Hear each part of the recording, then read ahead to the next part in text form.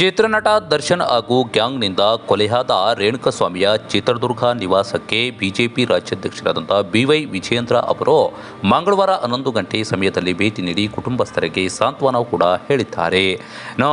D Boss ಗ್ಯಾಂಗ್ನಿಂದ ಕೊಲೆಯಾದಂಥ ರೇಣುಕಾಸ್ವಾಮಿಯ ಮನೆಯಲ್ಲಿ ಕಣ್ಣೀರು ಹಾಕುತ್ತಿದ್ದಂಥ ಪೋಷಕರನ್ನು ಸಂತೈಸಿ BY ವಿಜಯೇಂದ್ರ ಅವರು ಸಮಾಧಾನಗೊಳಿಸಿದರು.